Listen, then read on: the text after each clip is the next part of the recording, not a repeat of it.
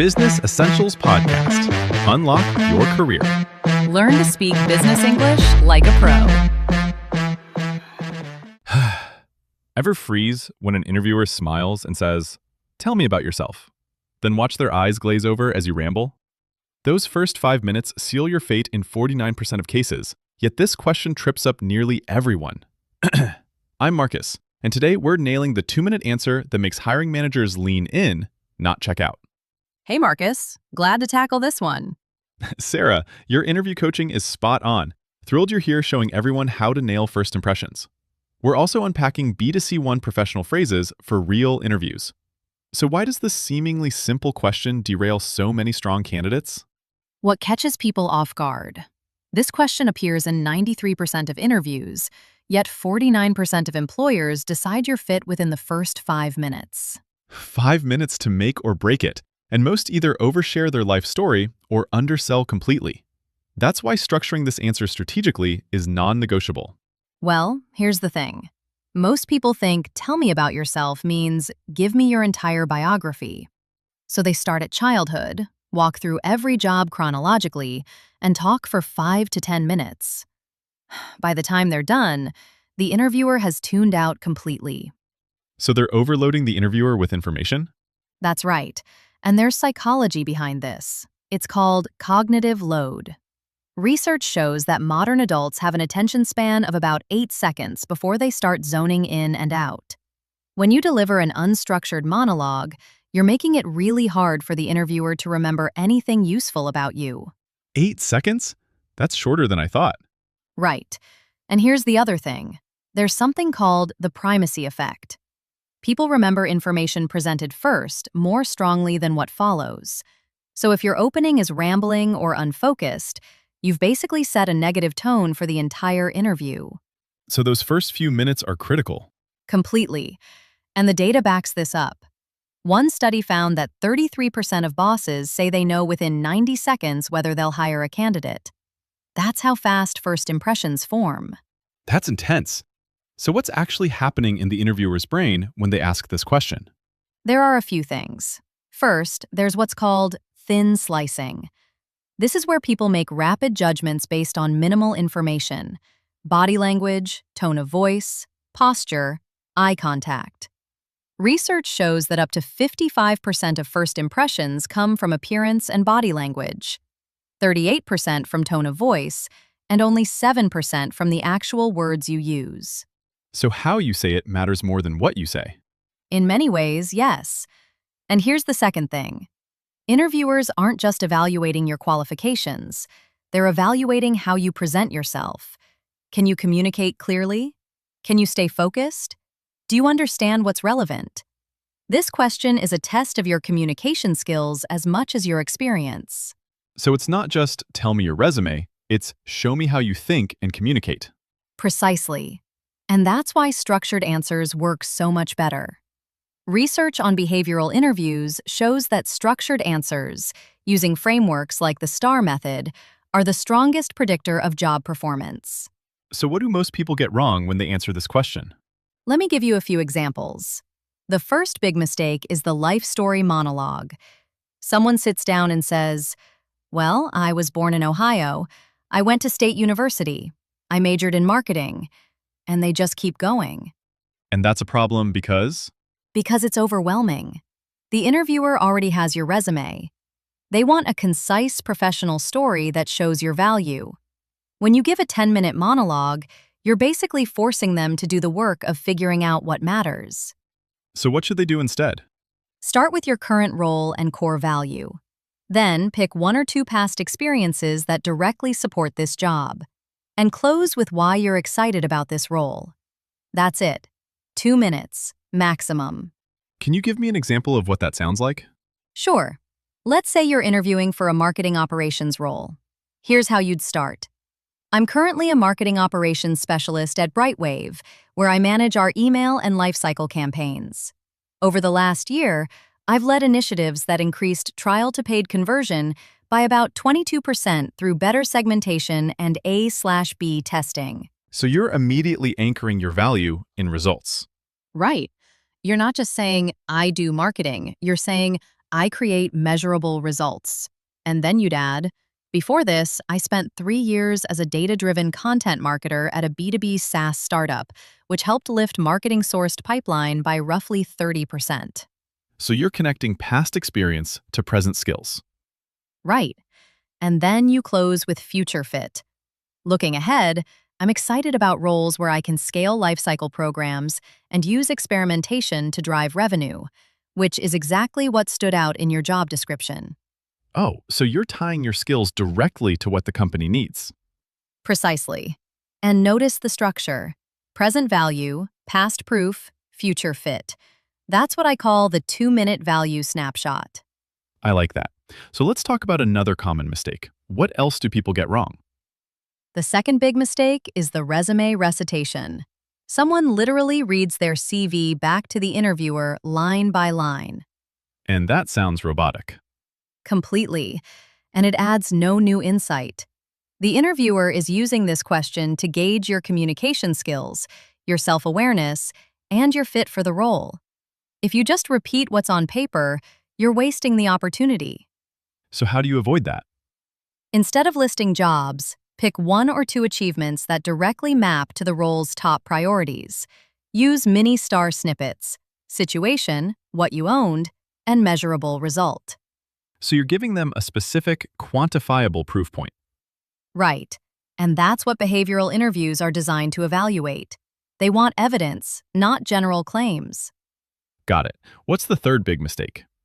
Getting too personal too soon.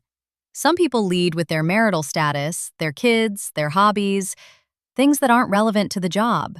And that creates 2 problems. First, it risks bias. Second, it makes it hard for the interviewer to connect you to the role. So you should keep it professional? For the most part, yes. Keep the first 80 to 90% of your answer professional: strengths, achievements, and fit. You can add 1 brief personal detail at the end if it's relevant. Okay, so what's the fourth mistake?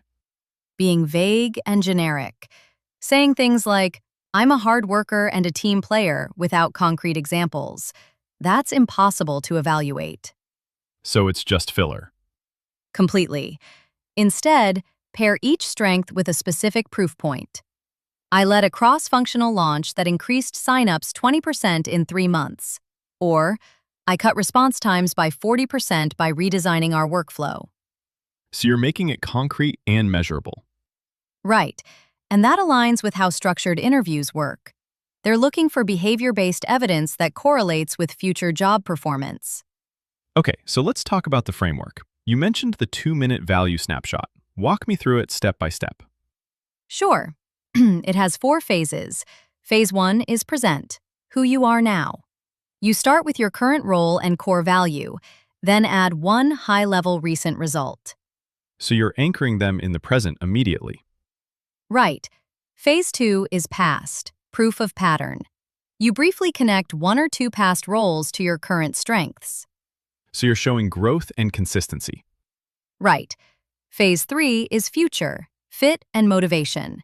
You connect your skills to the job description and mention why you're excited about this company. So you're showing you've done your research. Precisely.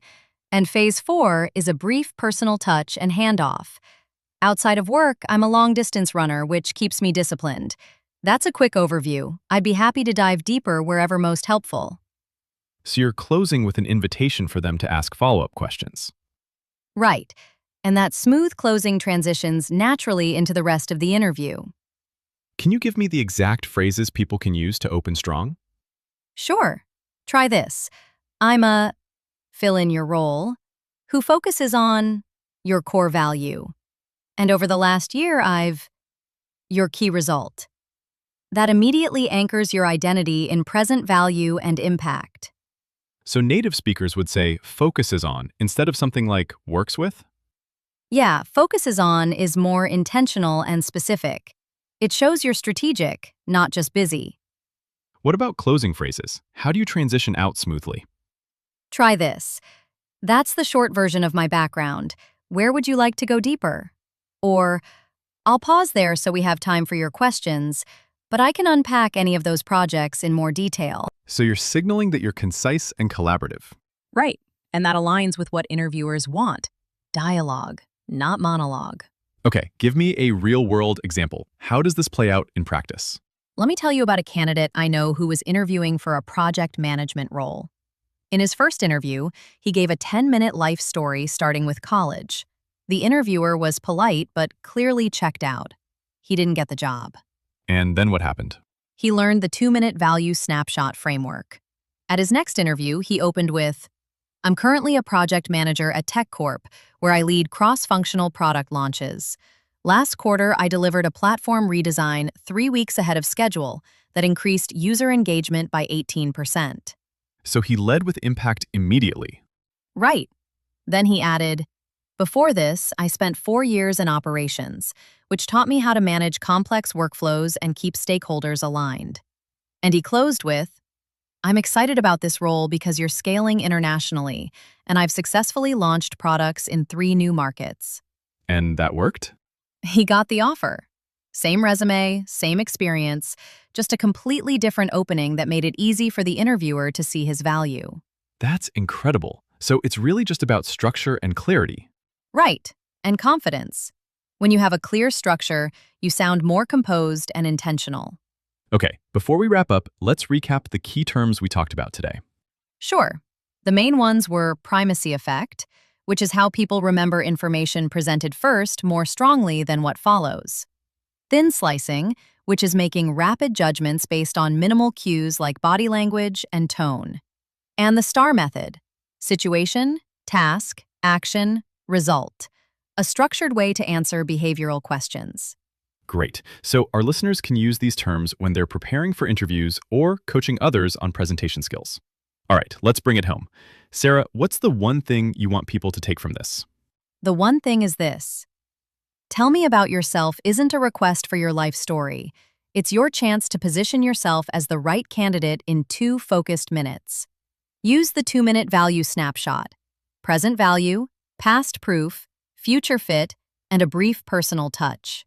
When you structure your answer this way, you make it easy for interviewers to see your value, remember you, and advocate for you later. Perfect. Here's what we want from listeners. Have you ever blown an interview with a rambling answer? Or have you nailed this question? Let us know what worked or what you learned. And if you try the 2-minute value snapshot framework, record yourself and time it. Then come back and tell us how it felt. What a powerhouse session today. Sarah, you brought so much clarity and courage to the table. Right back at you, Marcus. And to everyone listening, if this episode gave you even one line you can actually use in your next tough conversation, that makes me genuinely happy. Seriously, your time and trust mean a lot. You're doing the hard work of growing your communication skills, and that's something most people never commit to. And hey, don't keep this stuff to yourself.